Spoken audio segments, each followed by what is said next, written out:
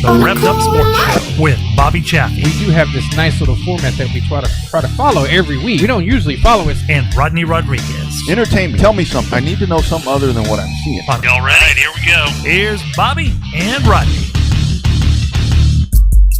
Yep, here we are. It is go time once again. Hashtag Real Race Talk from Texas. Showtime, Bobby Chaffee, Rodney Rodriguez. Another week. People still complaining about bump and runs. Still. Whatever. It's part of it. I've learned to live with it. I'm not happy about it, but I learned to live with it. You know, we've been doing this a long time like this, and still people get confused, and it's like, what's going on? I mean, I don't care if it's at NASCAR. I don't care if it's at the dirt track or the asphalt track. That's how we race, and still. But anyway, we've got questions throughout the night. We got to talk about Cotton Bowl coming up. They're getting fired up. Gulf Coast, we'll talk about that. We want to talk about the factory stocks kind of escalating and sport mods, limited modifieds dwindling. I think you saw it. I mean, How was Texana? How was that program? It's a really good show. I thought that's probably one of the better, if not one of the best SUS sprint car shows that I've seen in a while. Yeah. It was kind of fun to announce that one. It was good. Finally had the live timing and scoring up and running, which makes we forget how good we have it when we have the live timing and scoring as announcers until you don't have it and you're like, oh damn, I got to do this old school and pay attention to who's running where. So it was nice to have it, but I think overall it was a good show. We were done pretty early. We were done a little after 10:30, so even I had a chance to go around BS in the pits a little bit. Left about 11:30, got home at 1:30, so pretty successful show, I thought. Also going to talk to your man, Cody Beto. I mean, that'll be fun. I know, it was my idea, too. A winner. Yeah, well done. Really well done. Yeah, finally, Cody finally gets it done on dirt after years of trying. Won a lot of races on the asphalt with his limited modified series and his limited modified itself. So Cody and I go way back, and we worked together when we did the Tom stuff with the Texas Asphalt Limited Modified Series, and then we also come through and I helped him out in Corpus a little bit. So a good thing that Cody did. But back to Texana, I really enjoyed it with the whole overall show. I think a couple of the classes were a little lean than what needed to be. Obviously, you can always have a few more cars in the pits, but the Sport Mod race, despite the fact there was a few cars, actually turned out really good. And I thought that the big mod, the IMCA modified race itself, turned out really well. At the end of the night, having to go through some of the bumps and the bruises and stuff with some of those. So Ryan Slott put on a really good show.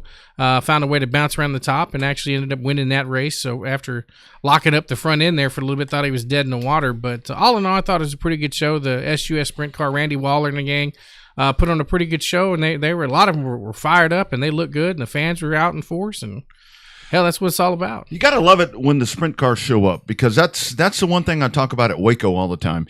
All you got to do is put sprint cars, and they show up. And there's lots of different kind of sprint cars, but man, what a show! What a show! And again, we'll go to the factory stock thing. So many. I was looking at tracks all around the country, or all around the state. There is not a shortage of factory stocks. It wasn't, well, a little bit in Bristol. But Bristol, and a shortage of fans, too. It's hard to believe that the number one class there at Bristol was the Hornets, was the 4-cylinder class.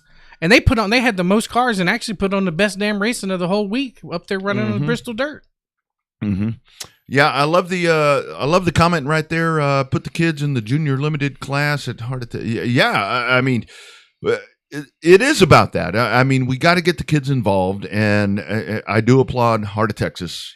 For they're the ones that really make a great effort, and that class has grown. I mean, you got a couple of guys that have graduated out of that class and gone on to race in other divisions, and they're doing really well. But that really is the future right there, and I like that class. I mean, I do like that class. I talked about it on the broadcast on Friday night, where to me, as a dirt track, outsider, so to speak, looking at that, I like that better than a Sport Compact or Hornet to me, because if you want to continue moving up through the ranks and everything between the horsepower, the way the car works and everything, I mean, I think it's better in a junior limited. But see, I'm more of an E-mod guy. Because I feel like if you're going to have the affordable class, the entry level class, is there one? Is there one? Not really. But I think that it's better off to open it up. Are you going to? You're going to have your rookies spin out, whether they're 10 years old, 12 years old, or 35 years old. Your rookies are going to spin out anyway. So I'm more taking that same style of car and turning it into an E-mod than the actual Junior Limited, because your window of opportunity as a promoter is so small when you're concentrating on just the Junior Limited. Does it eventually get a little bit taller? Yeah, you get them, but your window of opportunity getting not only the young kids involved, but the other guys that are sitting in the grandstands, they know they can't go out and afford a sport mod. They know damn sure they can't go out and afford a factory stock. But they can have a realistic idea. They can get a really good deal on a used sport mod, especially right now with nobody running them. Put the chip in it, put the crate in it, boom, go racing. And then you can convert it, at whatever point. And that's one of the things that Joe talks about when we're doing those shows, where he's like, okay, you have the car and you have the concept there. You can change whatever you need to change. I love the way that all works out. And it really is. It does seem to be the landing point to bring the new kids in. And, they seem to be doing well, and I love again, I'm throwing the love thing around here. I like what Joe and them are doing at the racetrack, where they're gonna have like a 101, and that's what needs to happen, because you throw them out there and it's like, oh man, what do you do? What's a restart? What's coming to the green? All of that. I really like what they're doing there at Waco, and people need to go do that. Go do that, because that's the important part. Well, hell, sometimes not just the kids that need it too. There's adults that need some refreshers about it, or pretty much any rookie that comes into racing now. There's so much to learn, because you got to figure. When I started racing the high 5, 10, 12 years ago, I guess it's been 12 years ago now. While I was a rookie, hell, I was around it for 15 years, so I understood everything. But it's different when you get in the car. Totally different. Did I understand that I needed to pay more attention to that yellow flag? Mm-hmm. Who did you pay attention to going down the front straightaway? Did you watch your flag man, or did you watch the car in front of you? I always watched the car in front of me. I didn't pay attention to the damn flag man. Yeah. And that's where it's different now, because like when I started, it was like you had to watch Flagman. Now you've got with the receiver and all that, and that's really important. And it's hard to zone into that, because that's really, there are people there that are going to guide you, and you get caught up in everything. But it's a really good thing, and I like what they're doing there, because that's super important. And I applaud them, and great thing, for Joe to come up with that, because he's raised a kid. And I think that's the main reason that he's doing that, because he's talked about when Zach was starting to race, and it's like, okay, here's what you got to watch. And I remember my dad, vividly, he's like, if you're going into turn number 3, look at turn number 4, realize what's going on. And, that's what you have to do. That was hard to do sometimes, to look a full corner in front of you. I remember having that issue. Man, it's even harder now. When you're, you can't. You can't. Because you're all tied in. But I like that, and I think that's a very good thing. But I do. I like the Junior Limiteds. I like the E-mods. I think that for dirt, that's really good stuff. Really good stuff. And I think it works for dirt. Does it work for asphalt?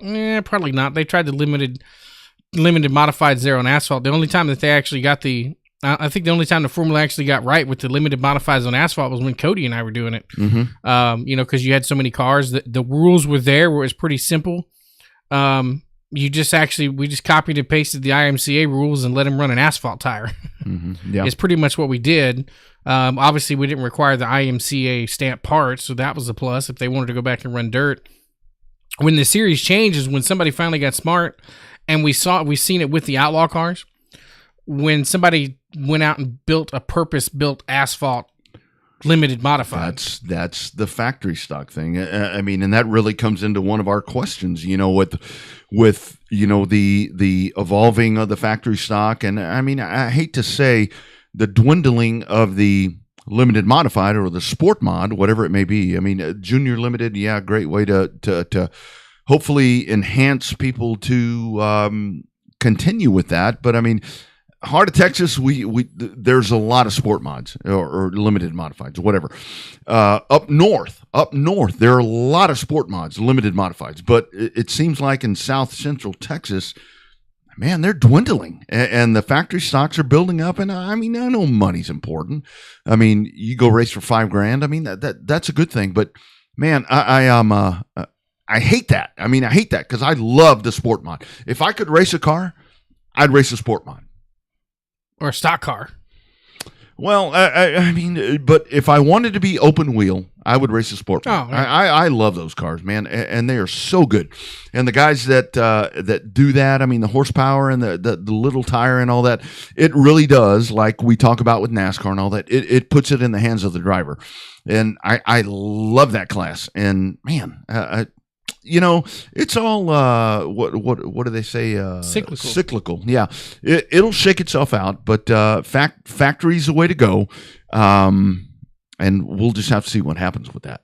Now, I think the demise of the sport car class right now has been two things. One is the factory stocks, and two, it's coming through, and it's really not that much more expensive to run a big mod now than it is a sport mod. That's the problem. Yeah. And so you got two major factors facing you in the, kicking you in the face on that. So that's, I mean, I don't know what you do about it. I mean, I don't think the genie's out of the bottle when it comes to the factory stocks. You know, getting that genie back in the bottle for those.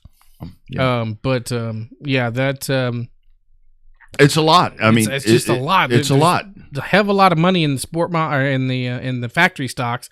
And I don't see that money going anywhere. I mean, guys are still building factory stocks and still making that kind of work. And I don't know, dude. It's the promoters are the ones that have a hard time trying to figure that one out. Yeah, and now they're purpose built. I mean, that was a great thing that you said right there.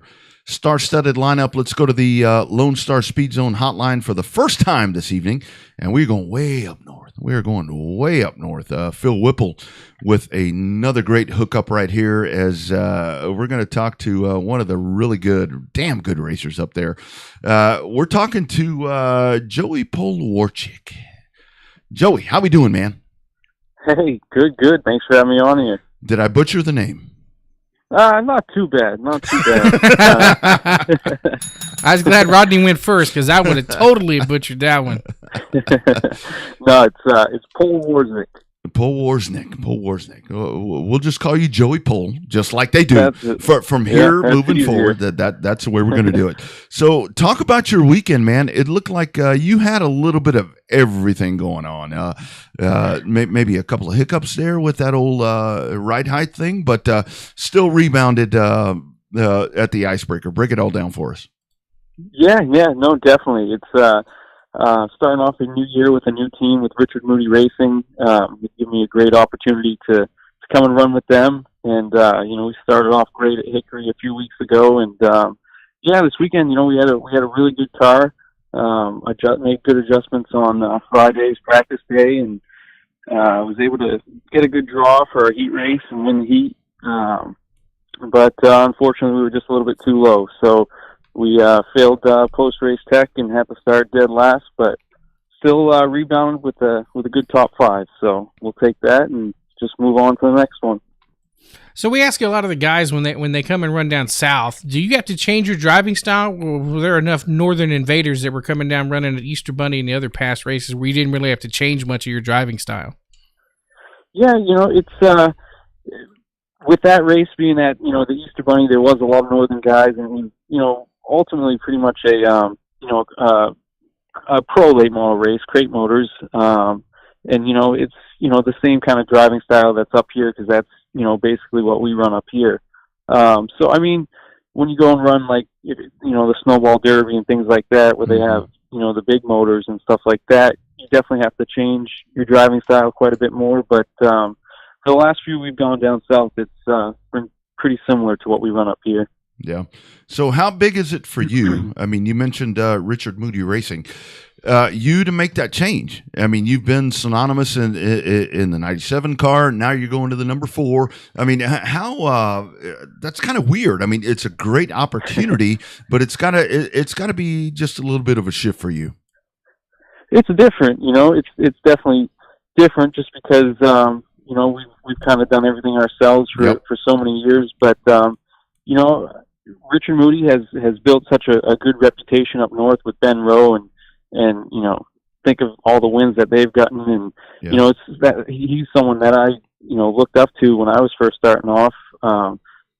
He was winning everything at the time, so it's kind of surreal to have the opportunity that I have, and I'm extremely grateful for it, and hopefully we can just keep building off these good runs, and hopefully get in victory lane soon. Yep. So Joey, you were a mainstay, a power player there in the ACT Tour, the American Canadian Tour. Is there a big difference between the two series? I mean, other than maybe a little bit of the car stuff. I mean, do you prefer one over the other, or is it just a racing deal when you show up, or do you have to change much when you race between PASS and ACT? It's a big change. Two totally different race cars, really. With the PASS Tour, it's a super late model. Open shock rules, bump stops, straight rail cars. The rules aren't wide open, but 10-inch tire, more accustomed to most super late models, pro late models, things like that. But the ACT Tour, they run 8-inch tires, a spec shock. Everyone has sealed motors, no bump stops, spring rubber rules. It's a very rules orientated division. Yeah. And just two totally different driving styles. Super late model, once you pull out on the track, it's pretty much, slam down on the track, as opposed to a ACT car. You get a lot of movement. The car comes up, it goes back down. Two totally different things, really. Yeah. That's a great thing. And I mean, talk about, with late model racing, it's so weird because, like Bobby mentioned, you've got the North and the South. And I'll tell you what, I think that people in the South don't realize how great you guys are up in the North.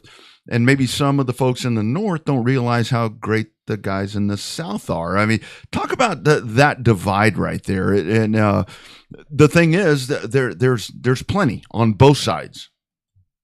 Yeah, no, there definitely is. I mean, there's New England is pretty lucky to have really good car counts. Like at Oxford, Maine, they'll draw usually almost 40 cars for any PASS race that they have there. And wow, there's just so many good guys that could win there on any given night. And it's the same thing when you go down south. There's people that maybe don't go touring as much, but even at your local tracks that are just really good. And it's I think short track racing has some of the best drivers across the country. You just go watch on Saturday night and you'll see why. It's pretty cool, and it's pretty cool to see it all around the country. Absolutely. So there's two big, as a race fan, there's two big late model races that you got to go see, right? You got the bucket list. It's the Snowball Derby. If you love that type of racing in the South, and up north, you guys have the Oxford 250. And that's a big one. That's on our bucket list. Is ever since Phil Whipple's been getting on us about trying to get up there and go, and Phil's been breaking us into all the greatness that is that northeastern late model racing scene. But you won a lot of money one year with the 250. I mean, what other than just spending it on race cars, what do you do with almost $50,000 winnings for when you had the dominating performance in 2012? Yeah, it was pretty crazy. That was you couldn't draw up a day any better than that to lead all those laps at $100 a lap, and then to win it, and it's $25,000 win. It was when they brought the check over, I was like, whoa, it wasn't it didn't click until I saw it. But no, I mean, really, just racing's so expensive that anytime we can kind of pad that account, it's a good day. So it pretty much all went right back into it. Yeah, no doubt. So talk about, you and Eddie McDonald. You guys, man, that's some of the great racers right there up north. Talk about him. We're hoping to talk to him as well. I mean, we're really wanting to get into the northern, feel of everything. Talk about that dude right there. He, along with yourself and some others, just great racers up there. Yeah, Eddie. I can go back to, as a kid, Wayne Helliwell Jr., who's another really great racer from up here. he used to drive for my dad back, when I was too young to drive late models. I was driving quarter midgets. Yeah. But Eddie was racing at Lee Speedway at the time as well, and him and Wayne would always battle. And throughout the years, Eddie and I have had our fair share of battles, to say the least, as well. Love it. I mean, he's one of the best of them, especially at the bigger tracks like Thompson and at Loudon. He's the guy to beat at Loudon. Just so smooth and really smart behind the wheel. Learned a lot from him, and you guys get a chance to talk to him. He'll definitely be a good guy to have on there. Absolutely. So, Joe, you kind of stole my thunder about this whole how did you get into racing thing. Obviously, sounds like your dad was into racing and you started out in the quarter midgets. How fast did you progress from like a quarter midget up into like a late model style car? So I started in quarter midgets at probably 1997. So I would have been 8 at the time. And then from there went to mini cups, then went to a 4-cylinder truck. And then right from there, in 2004, I started running late models, like ACT style late models, and really just progressed from there. I started the next year. I started on the ACT tour. And a guy named Tom Curley ran the ACT tour and kind of took me under his wing, I guess you could say, a little bit. He came and watched me at a local track, Lee Speedway, and invited me to come to Canada and kind of watch me. And I kind of joined the tour from there on out and struggled, man. I struggled, crashing every week as a young kid. I would have been, I was 14 at the time, but I was like 16 for 2 years, so it's kind of weird. That's how I would always get introduced, as a 16-year-old.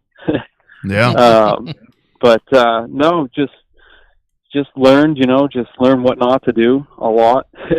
And, luckily things kind of started clicking for me, I guess, and we started having a little success. And, the next thing you know, it's 20 years later. Man, it flies by, doesn't it? It's so crazy. It is so crazy. Yeah, I've got pictures up of my racing career here in the studio, and it's like, man, I'm old. Yeah. It's like I have a 3-year-old now, so it's going by even quicker. That's the other thing that I wanted to ask you about. So how crazy is that? I mean, because it's like when we're young, we're the lifestyle is whatever, but then you kind of ground yourself a little bit. You get married, have a kid, whatever. It changes things a little bit, doesn't it? It does. Yeah, it definitely does. It makes you think of life a little bit differently, but most of all, I think it makes time go by a lot faster, it seems. Yeah, tell me about it. Hey, Joey, what's a Granite State Pro Stock? I noticed that you ran one of those cars. Help me figure that out. Where does it fit in the hierarchy between an ACT car and one of those full-fledged kind of super late models or whatever with those cars? Yeah, it is a super late model. It's very similar to the past series rules. There's a little bit of a different shock rule. You have to run a single adjustable shock, different tire, different tracks, things like that. But it's another series up here. And 2020, we kind of dabbled around in it. They come to a track, and Pass came to a track that's literally less than a mile from my house, Hudson Speedway. Wow. And they go to some different tracks, and we decided to run the whole tour in 2020. Since 2016, I really for 10, 15 years straight, we ran full-time ACT racing and ran for championships and things like that. And then we kind of just picked and choose races from 2016 on, and then 2020 was kind of a weird year with the COVID and cancellations and things like that. So we kind of just went with that and ended up winning the championship. So it was a really cool year. Yeah, absolutely. So talk about, I know here in the South, we talk about Bob Harmon, way back in the day with All Pro and all that. Rex Robbins with ASA and all that. Bobby mentioned about the ACT tour. Talk about Tom Curley. I mean, that was a guy, I think he was very influential for you. Guys like that. I mean, that's what really really helps. I mean, on the track is one thing, but when you get guys like that, I mean, that's the influences that really can help you advance yourself. Yeah, he was. He had a reputation as it was his way or the highway, but he didn't mind telling you if you did something wrong and things like that.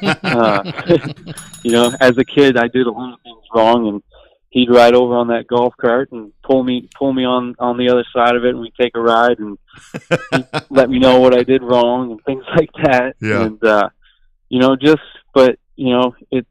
it was kind of a special deal. He always said he saw something in me and wanted to. I don't know. Just he took a special interest in me and definitely had a lot of success and he taught me a lot. That's for sure. Man, I love that. That's awesome. So Joey, what's next for you for this 2022 season? I mean, you have any plans to come run further south than you did with the Easter Bunny stuff? You got plans to try to run in Pensacola, maybe try to make the Derby? Yeah, it's definitely something on our list of things that we want to do. Like I said, my first year with this team, Josh, the crew chief, I've known and been friends with for the past 6 years. So it's kind of, it's cool to work with somebody I know. And like I said, Ben Rowe being, my teammate is just someone I, grew up watching and idolizing. So it's really cool. And if we can just, keep putting these runs together and have a good season, then hopefully, maybe at the end of the year, we'll talk about that and see if it's something that we can do. So definitely on the bucket list. That's for sure. That's right. So we were watching the race yesterday over at Richmond. I mean, you've run there. What'd you think of that track? Really cool place. Probably one of my favorite places I've been to. That's for sure. We had only been there once, but it was a really good weekend. Yeah, a win. So I mean, how fast is that place? Because with that tri-oval, with the front stretch, I mean, I think that's the one thing that's underscored about the place is that you don't realize you come out of turn 4, you're on the gas, and that thing you're turning. It's a D shape. I mean, that's got to be pretty cool. Yeah, it was kind of so. Obviously, we've all watched races on TV there, NASCAR going there, and all that. But I had never actually physically been there until we were racing there, and just walking it on TV it doesn't look like it's all that banked, but then when we got there it was like, man, this place is it's got some banking. And yeah, like you said, you come off turn 4, kind of catch that yellow line a little bit and then send that thing to the wall and kind of turn, but try to keep it up there as long as you could to try to get that run through turn 1. It was really cool. It was a lot of fun racing there. Yeah, it looked like a lot of fun. I think that would be a great racetrack to run at. So for you, I mean, like we talked about now, you're a dad. I mean, everything you've had to mature. I mean, it happens. You have to scale back a little bit. So, what's the plan moving forward? I mean, we all get gray. I've got gray beard now. So you got a lot of gray hair now. I got a lot of gray. Where do you plan to take this? Just keep having fun? Just now with the new team? I mean, what's the long-term plan? Yeah, obviously, starting out in the sport, I was so young in 04. I had, the dreams to make it to NASCAR, and I think that's everybody's plan. Sure. And I've had my fair share of amazing opportunities, and we've had a lot of success and been extremely fortunate. But really, I mean, we're just I just do it because I love to do it, and it's fun. It's just it's just something I love to do. So I mean, I would have never dreamed of the career that I've had, and I still, I'm getting older, but I'm still I'm not too old yet, so I can still go. That's right. I can still go a few more years. So it'd just be exciting to see, the things with this new team, and just I'm excited for the future. Excited to see what we can do. That's for sure. Yeah, I think it's going to be good. Congratulations on a great career up to this point and a good weekend, despite all the odds. I've been a victim of that ride height thing, like I said. So it'll get you. That shit sucks. So anyway. Well done, my man. Thanks for checking in. I mean, thanks for talking to the folks down south. Much appreciated, man. Yeah, really appreciate you having me on, and thanks to Phil Whipple for setting it up. He's definitely a good guy, and he does a lot for the Northeast. So cool for him to put me on here. Absolutely. So how do you know Phil? Like we try to get a background on our buddy Phil all the time about trying to get some insights. We know he likes to drink beer. We know he likes to drink free beer. But talk about our buddy Phil for a minute before we let you loose. Yeah. No, I met Phil when I was just a kid. Back when Tom Curley was running the ACT tour. Phil had a lot to do with Oxford, and I'm pretty sure it was I was there at an Oxford race, and Phil was doing a lot of the media and things like that, and I happened to do pretty well at Oxford, so I was in the press booth kind of often. So kind of our friendship progressed from there, and like I said, here it is 20 years later. Yeah. He's a good dude. He's like a buzzard. Yeah. When he sees a good racer, he swarms in. So very well done. Very well done. Good stuff, man. We appreciate the time. Let's do it again soon, man. Sounds good. Appreciate it, guys. You bet, man. Take care. All right. See ya. You bet. There he is, Joey Pohl. I like Pohl. No, that what you Pohl can say. is good. Yeah, that what you can say. Powarchik. Yeah, I was going to butcher that one too. Yeah. And I mean, he did. I mean, what a weekend. I mean, he I like what they do over there because he won for the Icebreaker. He won a heat race. They run heat races. How about that? And big time late model racing too. Won a heat race. I know. That was cool. But man, that is great racing up there. I mean, those guys, they get after it, and that's I think that's where we in the South don't realize how great they are up there, and it's so good to talk to those guys. Well, and they have so many different. We're still getting accustomed to the different kind of late models they have. Mm-hmm. You got your past late model, which is more the super type of late model with the 10-inch tires. Then you got a Grand Estate Pro Stock, kind of the same thing in between them. Then you got your ACT car, which is your pro late model type of car with the smaller tires and the smaller horsepower and less fancy, expensive ass shocks and. And they have all of that, and they have an abundance of cars in all of the divisions up there, which is crazy. Here we are in Texas trying to figure out how we're going to get one late model race out of the one remaining asphalt track we got. Yeah. And then they've got 3 or 4 really successful tours up there, and then not to mention all the big races they got up there. Mm-hmm. And I do like, I mean, because we talk about it here all the time, Bobby. When we talk to guys from up north, it really does seem like the guys from the West and the North and the South and the East want to be together. And that's like old times. That's like old times, only multiplied by, thousands of dollars. $1,000. If there was only one national super late model tour that would put all these guys together, that would be almost perfect. Mm-hmm.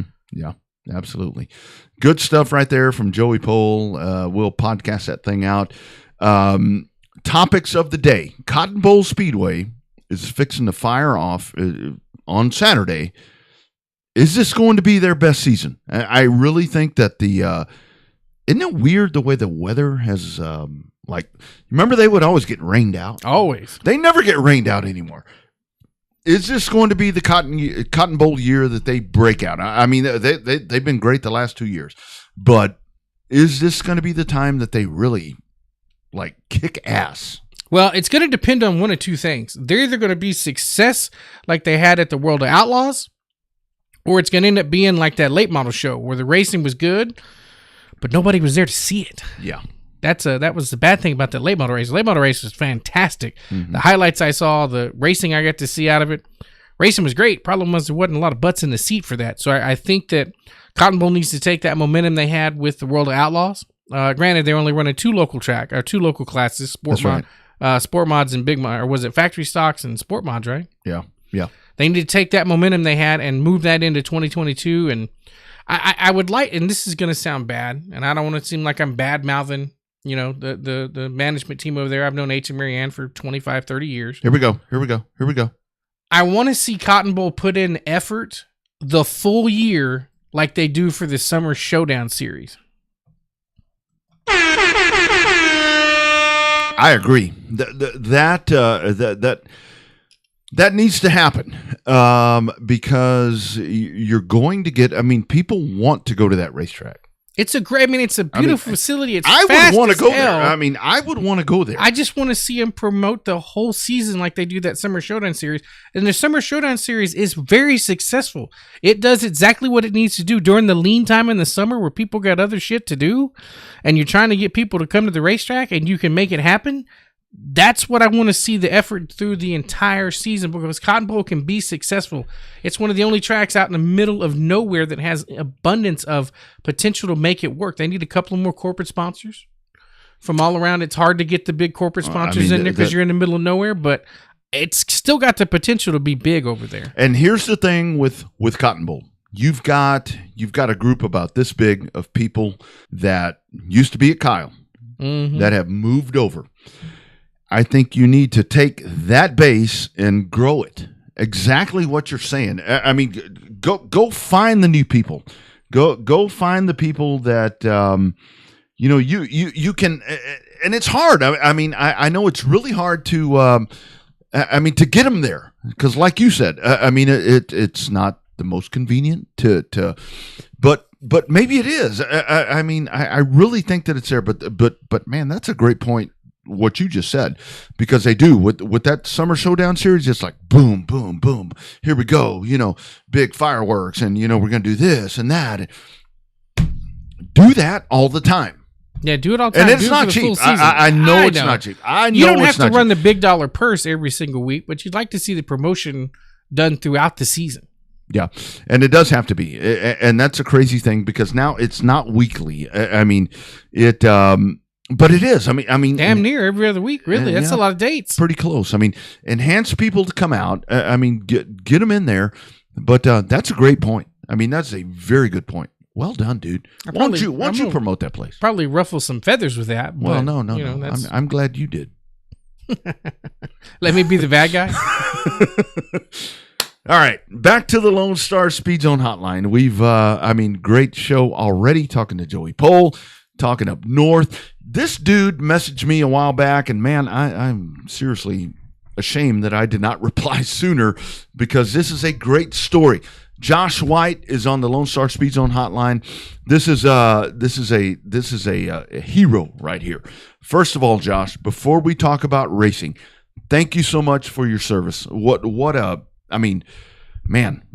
the ultimate thing right there.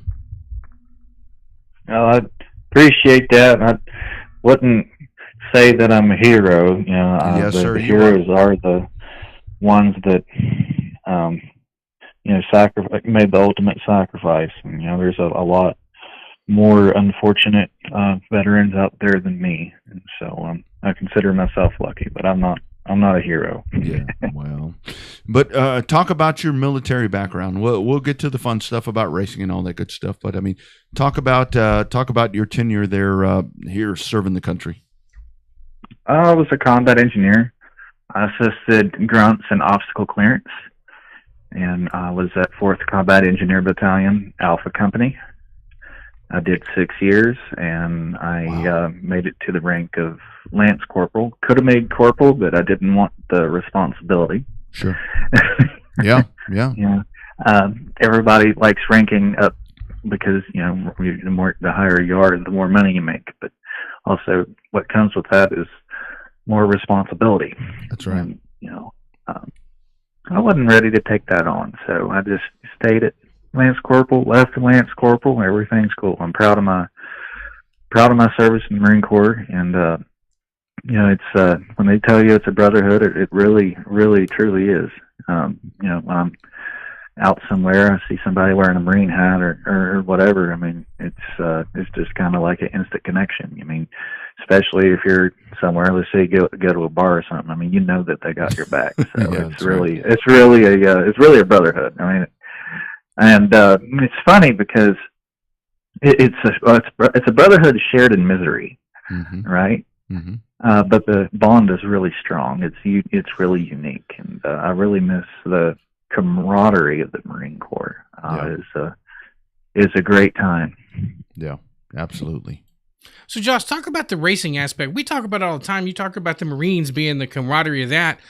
But racing is such a unique sport because, you got tailgating in football and you got some hardcore fan bases depending on which team you're talking about. But racing as a whole, it's really one of those weird sports where you beat and bang with the guy in front of you and go toe to toe, but then you're in the parking lot drinking beer after the races are over. You're sitting in the pits loaning each other parts and pieces so you can go toe to toe again. It's a really unique situation with the camaraderie that racers and race fans all have together, isn't it? It is something that I do that not a lot of other race drivers do. You go to these NASCAR tracks. I've done this a lot in 2015 when I ran a full season of ARCA. A lot of these race car tracks, especially NASCAR tracks, they have camping spots. They have infield camping and whatnot. And I'll just go hang out with the race fans. And, man, you're talking about a good time, especially after the race. You don't want to drink and race, right? But oh, we don't? We don't? Yeah. After the race, even then, hanging out with the fans is a great time.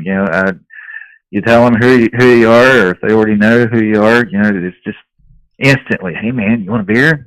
Come hang with us. It's so cool. It's a fun time. And I love doing it. It's a lot different than, some other drivers might do it, but I haven't seen any. And I think a lot of fans appreciate that, driver to fan connection, being able to, hey, I'm having fun with a NASCAR driver, and it's not something that happens a lot. Yeah, that's right.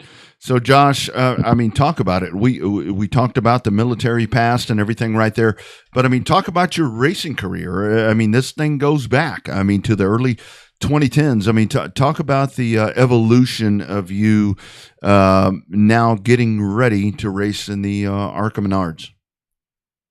Sure. So, it all started, when I was 16. I was drag racing.